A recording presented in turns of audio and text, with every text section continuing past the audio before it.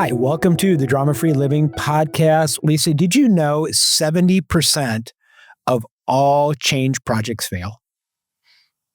70%. It's a Deloitte study. I actually looked at it. 70% of your change projects will fail unless you learn how to really navigate the change. And a lot of times leaders, it's a real skill how to navigate change, because I think the problem with change is that it's not logical. I mean, there's a logical reason why we need to change, but there's this whole emotions of change. Right. And what we've discovered is you never, ever solve an emotional issue with logic. Right? Logically, here's why we have to change. And we bring people in and we hammer them with logic.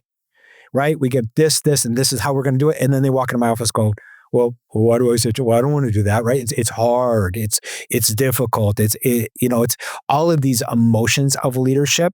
And unless leaders really learn how to step into those emotions of leadership, that's why change projects fail. Okay, now talk more about a change project. What's a change project? Well, it could be anything like, hey, we have this service and we're going to change the process of how we deliver the service, right? Well, we've been doing this way for like the last 5 years, right. But the market has changed, people have changed, expectations have changed. And if we keep doing the same thing, we're going to end up continuing to lose market share. And so we have to make the change. But we have people that have been with us for 15, 20 years doing it a certain way. And now to do it a different way, it's hard. It's not easy. I have a sense of uncertainty. Well, we've never done it before, or I feel inadequate. I have all of these emotions that go on with change. And unless leaders really understand how to step into that and help people to navigate through those emotions, that's why they don't change. So that would also be like when I'm changing my POS or when I'm changing my CRM or just anything. I mean, so it could be a process. It could be a piece of technology. Yeah. Anything that is disrupting the general flow of how we've always done things for a period of time. Yeah. And I think it's the key word, like disrupting, right? And, many of us, we get this sense of comfort. Right? We have this sense of, okay, we know how it's going to work. And all of a sudden this curveball gets thrown. And also we have this curveball and it destroys my comfort. Well, and most of the time, if you're in an organization, a lot of times you're not the one that's initiating this change project. Yeah. It's coming from your higher up, or it's coming from your numbers. And you're looking at your numbers and you're looking at your projections and you're like, oh, shoot, we have to change something now. Otherwise, we might not be around in 6 or 9 months. Or it could be with what's been going on politically and loss of funds governmentally. And we have funds right in that. And we know quite a few people. They're like, okay, I need to do what I can do to make myself secure in my position. Or if we know plenty of people that are leading organizations and they're like, okay, with this change politically and in the government, we need to adjust and pivot. Otherwise, our numbers are going to drop. Well, and I think there's this expectation that change doesn't happen, right? At least we're in a current economic situation in 2025 where all of a sudden we had these tariff wars, right? Well, in January, we never planned for a tariff. We never planned for these tariff wars, to happen, right now. But you look through the past and through the pandemic, just change is going to happen. And a lot of times that change is forced upon you. It's not your change by choice. Things happen and you realize, okay, what I'm doing is not working. Well, and what's interesting, Lisa, is that people say, hey, I don't like change. Well, you know what it really is? It's change that you don't have any say over. That's what people don't like. That's what I don't like. That's really good. Right? Isn't it what you don't like? Yeah. Like, I don't like change that I have no say over. And if it's the change that I'm initiating and it's my idea, I'm all for it. Right. I'm like passionate about it. Right. You're like, hey, we're going to do this and here's how we're going to change it. And I think many times leaders don't realize that, one change creates mountains and mountains of work for other people. And sometimes we have this mistaken idea of like, hey, we're going to make this change and everybody get on board. And well, gosh, you just disrupted, like I had all of these plans and now I got to like change these plans and really not taking into account like what people have to go through. Yeah. And so I think what we've really discovered is this is where explaining the why is super important. and almost like over explaining the why. And what I've told leaders is as you're explaining the why and you feel like, oh my gosh, all I ever do is just share my why, you're almost doing it enough. You're almost there, right? When you feel like that's all I do, yeah, you're almost there. You're not quite there, but you're almost there. Because that's the real goal of leadership is to give meaning. Because meaning is a great motivator. And when people don't understand the meaning, it's hard to get motivated, right? When they don't really see, hey, this is what this means to us. This is what this means for you. This is what it means this is what it means for our customers and our clients. Well, if they don't know the meaning, how would they ever be motivated? Right. Because if I don't know the why and the meaning, then I'm thinking, this is just more work. This is just another harebrained idea, that a rabbit trail that we're going to chase. And then when it comes around to it, we're never going to use it, or we're never going to implement it. And it's just the next great idea that I have to put work behind. And then it's not even my idea, right? Which is even worse. And I don't even want to do it. Yeah. And these are all things. And I think you just have to tell the truth in your organizations that this is what people are going through. Right. Also, what I really appreciate is when we have things within our organization, areas, and that we're changing, our team comes back to us and says, okay, now before we do this and before we put this work in, because it's going to be a significant amount of work, I just need to know, are we actually going to use this? Is this important? Like when we come to the end of this road, is this something that we're going to look back on and utilize and implement on a day-to-day or a week by week? Or is this just something that sounds really good right now? And if there's a discrepancy between what sounds really good right now and something we're going to implement on the regular, how can we cut it back and kind of negotiate it, bring it to the middle of, okay, this change, let's make it look like this? Well, Lisa, and I think, this is a workshop that we do quite a bit for clients, is how do you navigate this change? And I think us really creating this format and this framework to have those kind of conversations. And I think that is one thing that I've really enjoyed working with clients and helping navigate change, is that we do these workshops where we actually facilitate that discussion, where actually team members have an opportunity to ask these kind of questions, just like you said.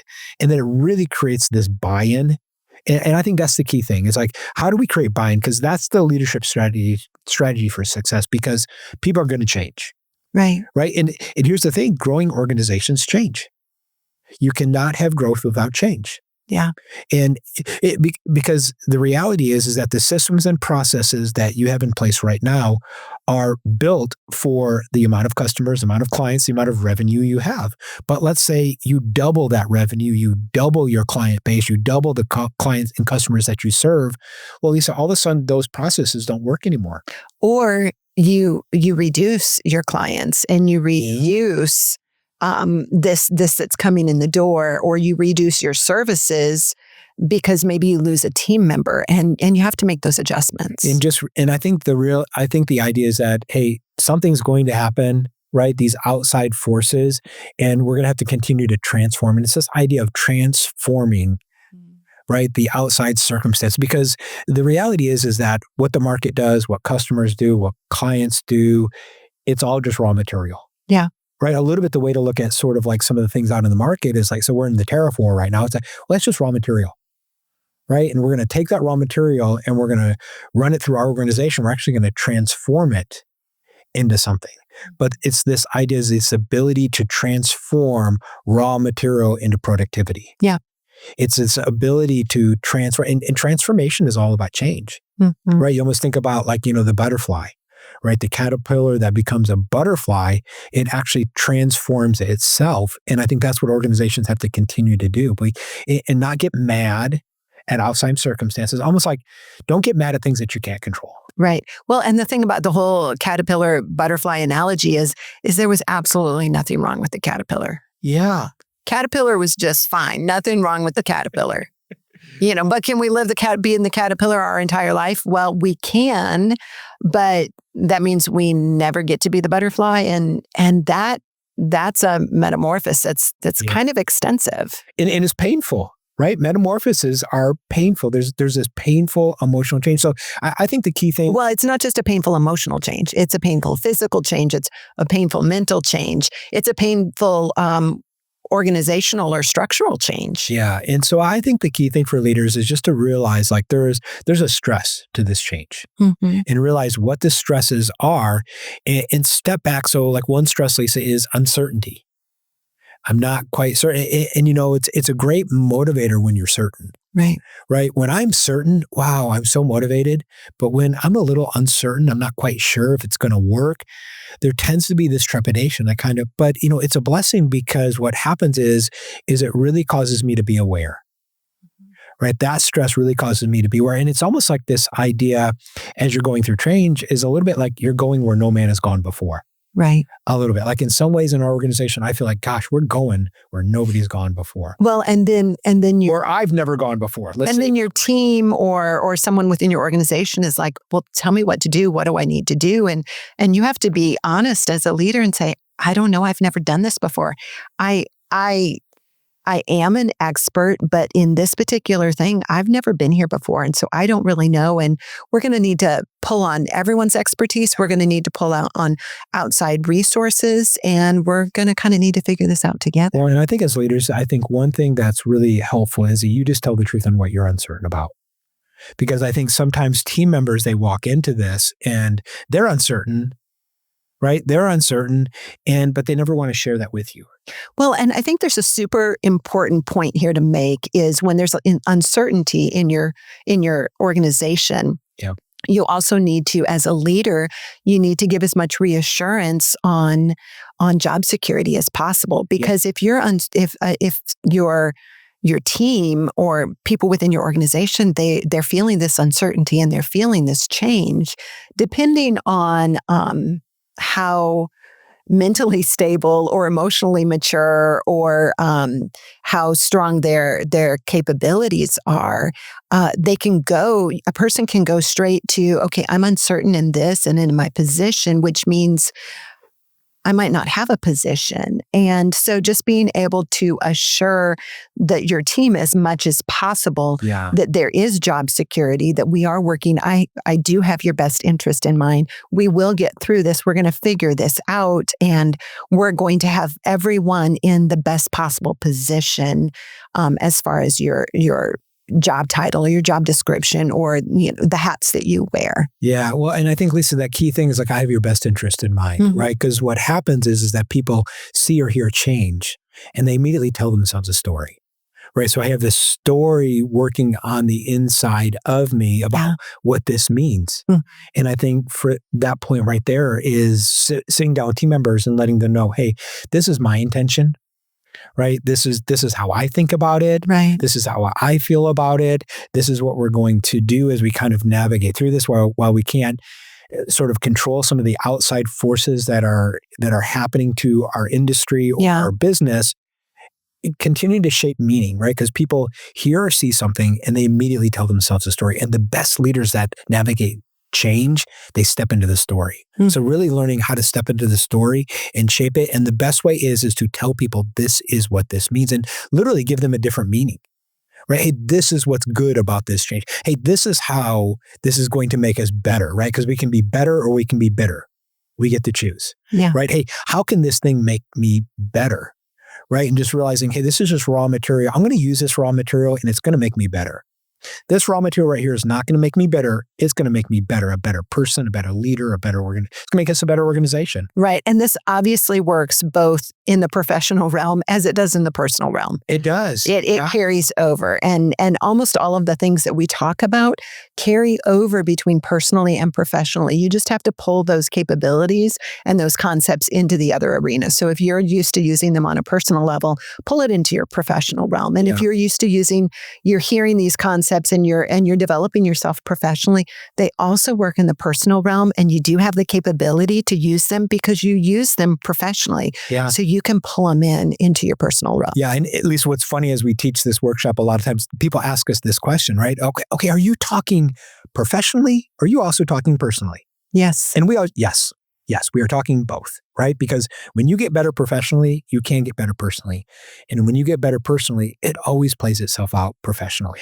And if you as an individual, you're personal and you're professional, and when you bifurcate them and you have, then you almost have split personality. And that's exactly what I was thinking. And it just doesn't work. You can't live with yourself, and you can't live in the smoothness of life if you're bifurcated.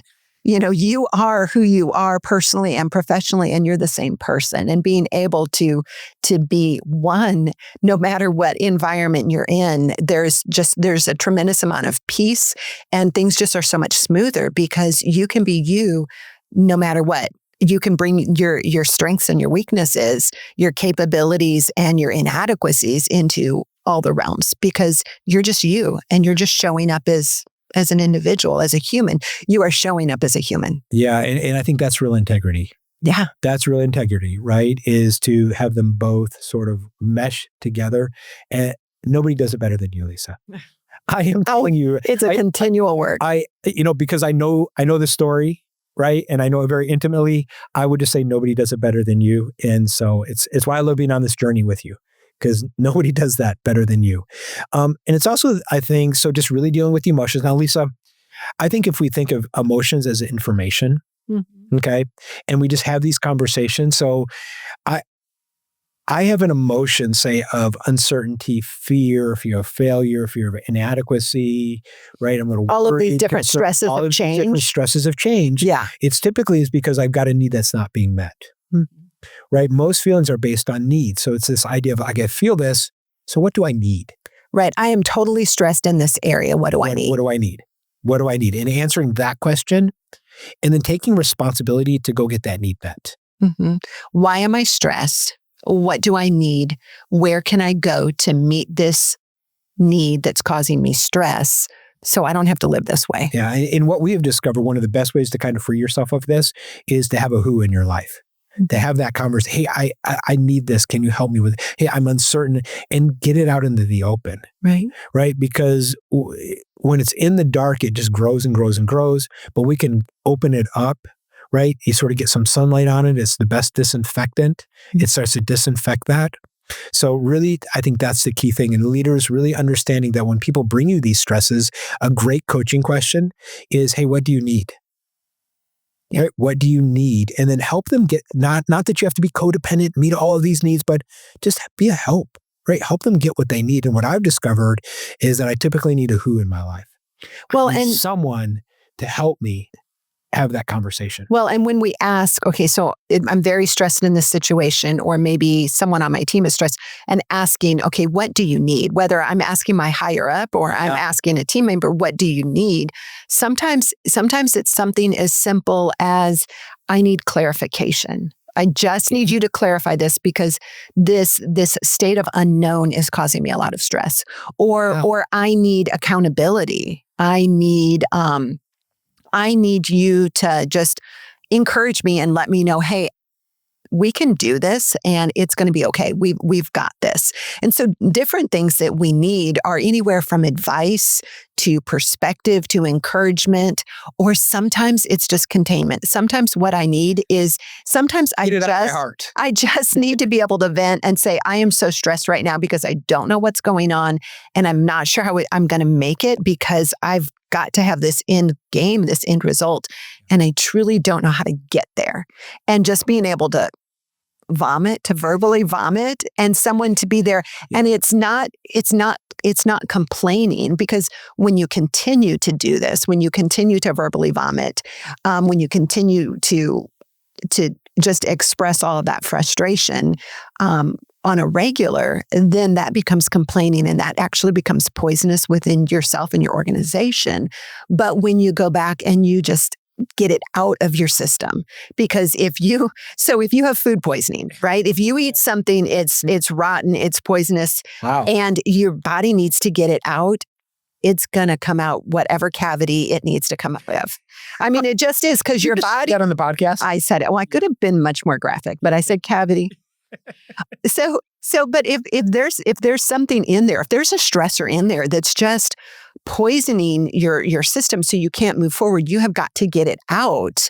And then once you get it out, then you can begin to rectify the situation and you can put it back together and you can get the answers. And that's the concept of containment is you've got something in here and it's really poisonous and you've got to get it out. And then once you get it out, then you can get better and you can get the direction or the advice or the accountability.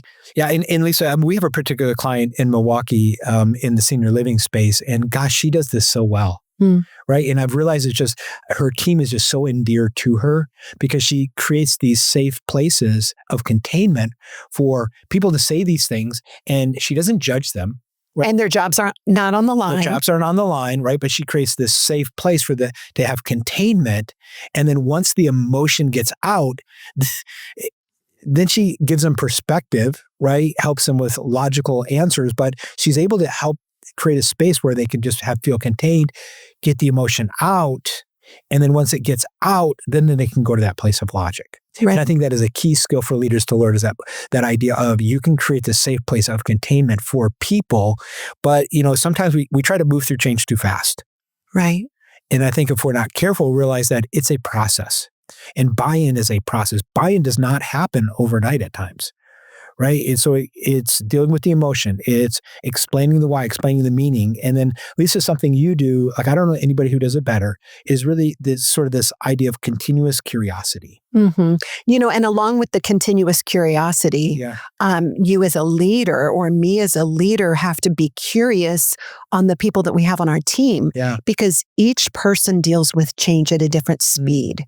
So that's the value of having different assessments, knowing your team. There's DISC, there's Enneagram, there's Working Genius, there's Myers-Briggs, there's Colby, StrengthsFinder. There's all of them. And the more you understand yourself and your team, the more you understand how the individuals within your team adjust to this in the speed of change. And so being curious of, okay, we're a little stilted here.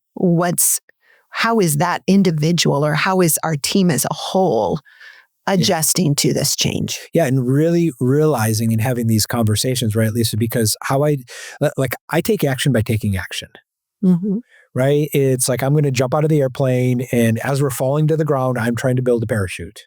You're hoping you have a parachute. Right. I might have jumped without the parachute. Where's the parachute? And I'm still trying. And the team members are jumping with you saying, here, grab hold of me. I have a parachute. Right. And we have other team members that before we initiate change, they want to have all the facts. And or they want to go to the past and go, okay, what worked in the past? Or some team members, they want to have a process. Hey, if we have a process, let's build the process beforehand. And I think especially what I've discovered as just being a really long and quick start is that I really have to learn to appreciate that and sort of value that. And the more that I've grown, the more I have learned to value that. Yeah. And I think that's the key thing as you continue to navigate through change is you have to continue to transform yourself. Yeah. And being curious is a big part. Yeah. Being curious on, okay, what's going on? Why is it happening? That's interesting. And what curiosity does is curiosity keeps you from fear. Curiosity keeps you from resentment. Curiosity keeps you from the judgment. Well, curiosity keeps you from dragging your feet because instead of dragging your feet and no, I don't want to do this, turning that around and thinking, how can I pivot the thoughts in my brain and be like, okay, I'm really curious on this. I'm not really wanting to do this, but what would it look like if I did it differently? Or how I think it's going to be really difficult, but maybe how difficult is it really going to be? And depending on what your working genius is, would depend on how you do with levels of curiosity. Yeah. So listen, we're also going to put a link for Working Genius because we have found that is a fantastic tool to really understand people. So we'll just put a link to Patrick Lencioni and our team is certified in Working Genius, and we utilize Working Genius a lot with our clients, and they have found just huge value in it. Yeah, and part of Working Genius, we do this workshop in navigating change.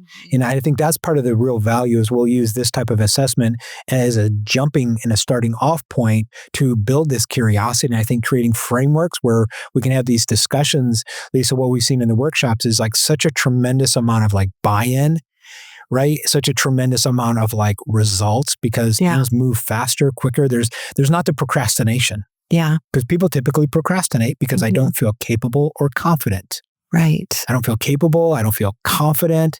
I don't quite sure. Right. And so really, really helping people feel more confident, feel more capable, they're going to step in and just push through the procrastination. And so if that's a workshop that you say, wow, that'd be really great for leadership development group to come in and facilitate that, just reach out to us and that's a resource for you. But really, I think we wanted to give you some leadership strategies for success. Yeah. And really, because you're going to have to navigate change. Right? In all of the water. So you think about navigating change, think about in a boat, I'm in this boat and I got all these waves and we use my compass to navigate.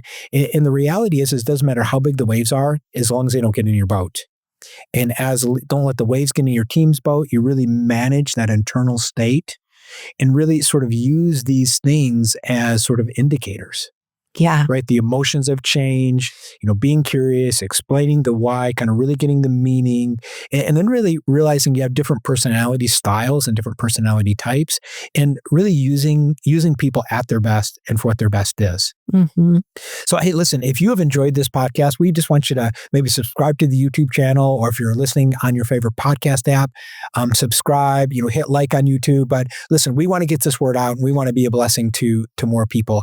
And one last thing, if you have not done the Results Focused Team Challenge, it's a 5-day challenge, 5 tools, totally free. We just want to be a blessing to you, to help serve you, and just really give you the tools. And it's going to give you the tools to help you navigate through some of the change, how to communicate communicate your why, communicate the meaning, and those fantastic things. So, Lisa, our clients have seen a great result from that. So, Lisa, I think as we go through this today, my big takeaway is, how do I use my feelings to find out what I need? I'm just really reminded of, right, because we're going through some change and sometimes it's not fun. It's a little irritating. It's stressful, right? There's a lot of unknown, and going, okay, I feel this. Okay, what do I need? Right? And just being honest and really figure out and then taking the responsibility to go get that need met in a healthy way. Right? I'm going to go get it met in a healthy way, have the conversation. And what's fascinating, Lisa, is once I get the need met, the power of the feeling sort of diminishes. It's fascinating. It's like, I feel this, so I need this, and go get this need met. And that feeling starts to dissipate. And it really is the key to dealing with that stress of change. So for you, what kind of hit your brain today? So what is it? The saying that all the water in the world, won't destroy your boat if it doesn't get in it. What's the saying? It's like something like that. Yeah. All the water, it doesn't matter how much water there is. It doesn't matter how big the ocean or how big the waves are. Yeah. It's not going to sink your boat if it doesn't get in it. But I tell you, I guarantee you, when you are going through change, the water will get in your boat.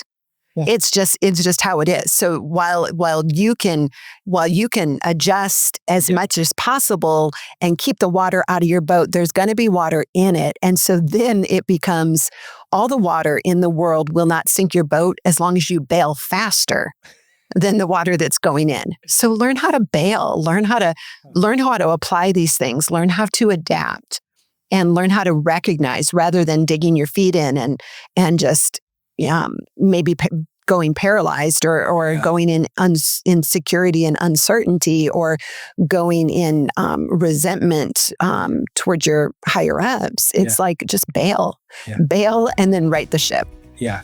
So that's the name of the podcast episode, Learn How to Bail. Bail fast. Bail and right the ship. Yep, bail and right the ship. That's it. Okay, listen. So results-focused team challenge is there for you. If we can help you with a workshop, we'd love to serve you in any way. But that's it. We're done. We'll see you next time on the Drama Free Living Podcast.